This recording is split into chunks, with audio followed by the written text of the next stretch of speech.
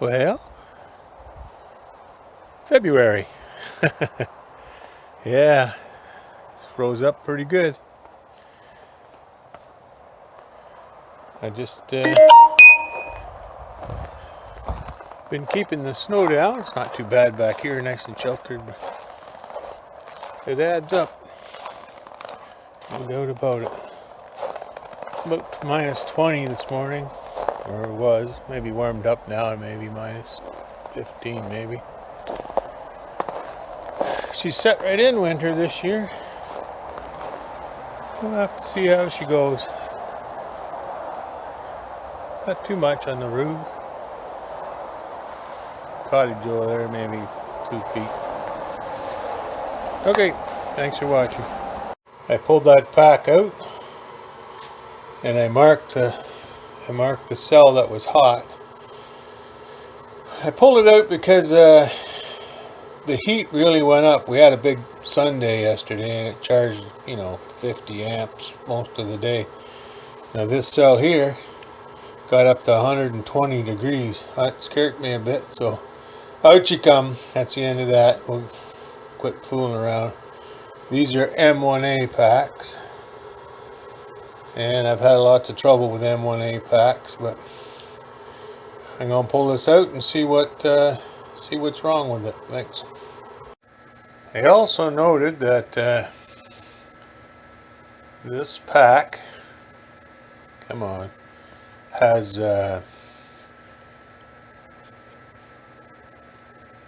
these screws have been changed out from machine screws to these self-tapping screws. So that means someone's worked on this before at the factory or wherever they did their maintenance on these bus batteries, and they've replaced the screw. So who knows? We'll just keep going. I'm just letting you know the things I find. There we go. You can see some corrosion in there, which is what I suspect is wrong with this cell down here. I suspect the corrosion has got in underneath the tab and popped it off. But, this one's fairly clean, but there is quite a bit of corrosion when you look around. And what creates that, I don't know. You can see this pack has been re-glued. It's not the same kind of glue as most packs have. Wish there was a way to know which ones were no good to start with. Well, I could take them all apart, right? But I didn't do that, so just so you know. And I got one side off. You can see that old glue on there, or the re-glue. I don't know whether you can see in there, but see that? That's the battery that I marked. And I see corrosion right on there. Right down in there. I have to pull the other side now. See where we go. This is the first one I had apart that had been re-glued, so I don't know what I'm into here. Okay, the tools of choice. Paint stick. Nice and flat to slide underneath. This is for poking in pushing these down to push them so they disconnect. Real crude, but seems to work. You have to remember to take the filament off the end. There's a filament that catches through there. I have to get it next. Well, there's the first side off. Yeah, she's pretty rough. A lot of corrosion. There's one tab that didn't even make it. Popped off already.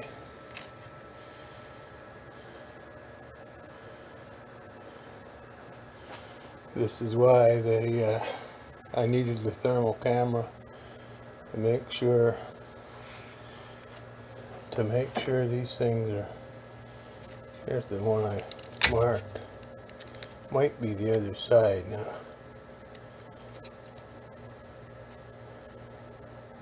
No, this is the negative end, so this end was the hottest. It's an ugly mess anyway, buddy. Okay, I move this thing over closer to the door so I can open it up if I have any problems. I'm always nervous about these things shorting out, and this one's in bad shape, so I'm gonna be close to the door to get rid of it if I have to. Okay, there's the one I had marked, and you can see, I don't know whether you can see it or not, but I can certainly see it's all swelled up here. So now this pack, I thought I was gonna get lucky and I could just cut this 112 volt off and I'd keep the 24 volt battery, but this battery is useless. I'll take it apart, see if I can save the good cells, but by the look of it, there's a lot of junkers in there. I'm glad I got it out of my battery bank before it self-destructed. Anyway, thanks for watching. Well, you can see I got it hooked up here to check that one cell. An unbelievably low voltage, 0.17 volt. Now I checked all the rest, and they're all somewhere reasonable. 324. So that one cell was dead on the end. I'm glad I got it out of there. I'm glad I'm not putting this back in too. Thanks for watching. Well, that's the way I do it. I just cut them into the 3 volt packs so I can snip the one side, the short side, with the snips, and then cut the plastic and they just peel back, and now I just take the batteries off there. Well, you can see there's at least 3 batteries fell right off when I took it apart. This is the worst pack I think I've ever seen. And it hung into my battery bank there for almost 2 years now.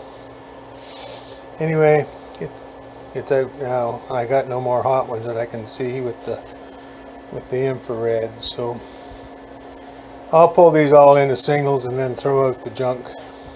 Thanks for watching.